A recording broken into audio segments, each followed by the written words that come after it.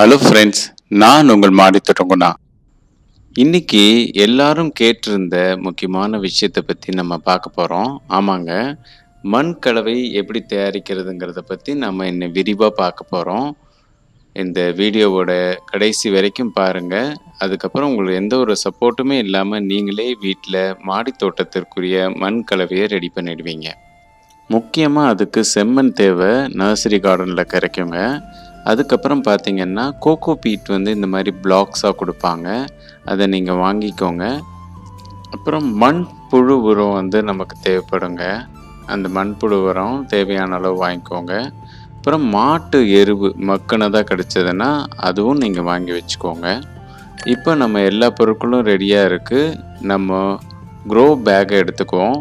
நாங்கள் இப்போ எடுத்துருக்கிறது பார்த்திங்கன்னா 18x18 க்ரோ பேக்குங்க. அதாவது 1.5 அடி அகலம், 1.5 அடி உயரம், இந்த மாதிரி க்ரோ பேக் எடுத்திருக்கோம். இந்த க்ரோ பேக் வந்து ஒரு 5 இயர்ஸ் வாரண்டியோடு வருது. ப்ளஸ் க்ரோ பேக் யூஸ் பண்ணுறதுல ஒரு பெரிய அட்வான்டேஜ் பார்த்திங்கன்னா, இது மாடியில் வெயிட்டு குறைச்சிரும். இந்த கோகோ பீட் பிளாக்கை எடுத்து நம்ம பேக்கில் வச்சுக்குவோம். தேவையான அளவு வாட்டர் விடுவோம். அப்போ என்ன ஆகும்னா, அது பன்மடங்கு அதோட சைஸ்க்கு பெருகும்.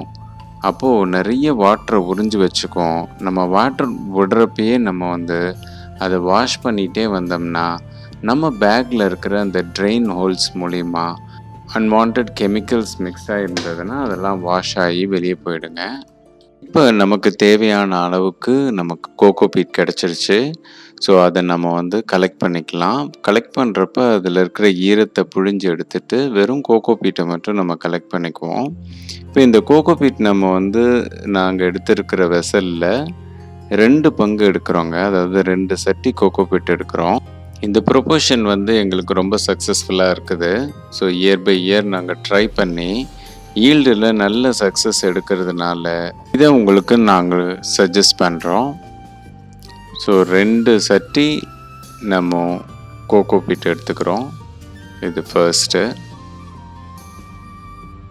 இது செகண்ட் ஒன். அடுத்ததாக நம்ம எடுத்துக்க போகிறதுனா செம்மண். நர்சரி கார்டனில் இருந்து வாங்கின செம்மண் தான்.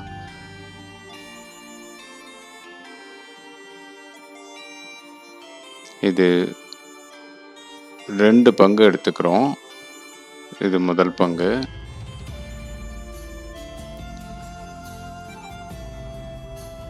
இது 2வது பங்கு.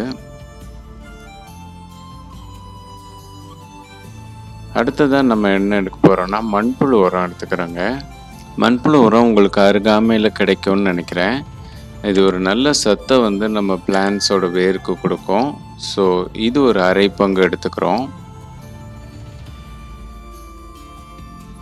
அடுத்ததாக நம்ம வந்து மக்கின மாட்டு எருவு ஒரு 1/2 பங்கு எடுத்துக்கிறோம். நமக்கு வந்து சோடியம் பொட்டாசியம் சத்துக்கள் வேணுங்கிறதுனால சாம்பல் அது ஒரு சிறிதளவு ஆட் பண்ணிக்கிறோம். அசோஸ்பைரில்லம் பாஸ்போபாக்டீரியா இது தாங்க நம்ம அடுத்தது ஆட் பண்ண போகிறோம். இப்போ நீங்கள் கேட்கலாம் என்ன இதெல்லாம் அப்படின்னு. நம்மளோட மாடி தோட்டங்கிறது இயற்கை வழியில் விவசாயம் நம்ம பண்ண போகிறதுனால நம்ம கெமிக்கல்ஸ் எதுவும் ஆட் பண்ண போகிறதில்ல.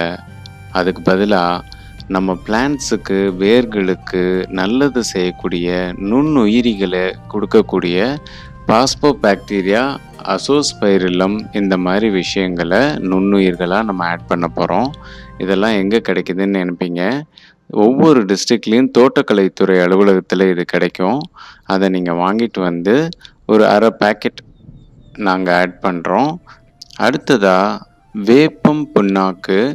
இது எதுக்கு அப்படின்னா, ஃபங்கல் டேமேஜ் வந்து வேரை ஒட்டின பகுதிகளில் நடக்கக்கூடாது, வேரழுகல் மாதிரி பிரச்சனைகள் வரக்கூடாதுங்கிறதுக்காக இதை ஆட் பண்ணுறோம். சிறிதளவு ஆட் பண்ணுங்க போதும். அதுக்குள்ளே எங்கள் வீட்டு விருந்தாளி வந்து வெயிட் பண்ணுறாருங்க. அவரோட இடத்த பிடிச்சிக்கிட்டேன்னு நினைக்கிறாரு. அவங்களுக்காக ஒரு சின்ன ஒரு வீடு ஒன்று கட்டி வச்சுருக்குறோம். தண்ணீர் வசதியும் அங்கே இருக்குது. அதனால் டெய்லி வந்து ஜாலியாக குளிச்சுட்டு அவங்க தண்ணி குடிச்சிட்டு வெயில் காலத்தில் நல்லா இருக்கிறாங்க. முடிஞ்சால் நீங்களும் இதை உங்கள் வீட்டில் ட்ரை பண்ணி பாருங்கள். அவ்வளோதாங்க, நம்மளோட மண் கலவை முழுமையாக ரெடி ஆகிடுச்சு. நல்லா கலந்து விட்டுக்குவோம். ஒரு தரமான மண் கலவையை நீங்கள் ரெடி பண்ணிட்டீங்கன்னா அதுக்கப்புறம் அந்த செடிகளோட வளர்ச்சியில நல்ல மாற்றத்தை பார்ப்பீங்க. பூச்சி தாக்குதல்ன்றது ரொம்ப குறைவா இருக்கும். நம்ம பேக்ல முதல்ல ஒரு அடுக்கு 1 இன்ச் அளவுக்கு காய்ந்த இலை சருகுகள நம்ம போட்டுக்கிறோம். இதுக்கு காரணம் என்னன்னா, வெயிலோட தாக்கம் வந்து நேரடியா பேகுக்கோ, வேருக்கோ போக்கூடாது அப்படிங்கிறதுக்காக. அதுக்கு மேல நம்ம கோகோ பீட்ட வந்து நல்லா வாஷ் பண்ணி புழிஞ்சு, அத வந்து ஒரு 2 லேயர் போடுறோம். அதாவது ஒரு 3 இன்ச்சஸ் வர மாரி போட்டுக்கிறோம். ஸோ ஒரு 3 to 4 இன்ச்சஸ் வந்து நம்ம காய்ந்த இலை சருகுகள், கோகோ பீட் இத தான் நாங்க வச்சிருக்கிறோம். இது எங்களுக்கு ரொம்ப சக்ஸஸ்ஃபுல்லா இருக்குது. அதுக்கு மேல லேயர் பை லேயர் நீங்க வந்து நம்ம தயாரிச்சு வச்சிருக்கிற இந்த மண் கலவைய நம்ம ஆட் பண்ணிட்டே வரலாங்க.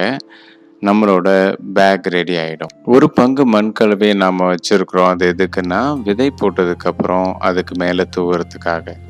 மறக்காம தினந்தோறும் தண்ணீர் தெளிச்சுட்டு வரோம். காலையிலும், மாலையிலும்.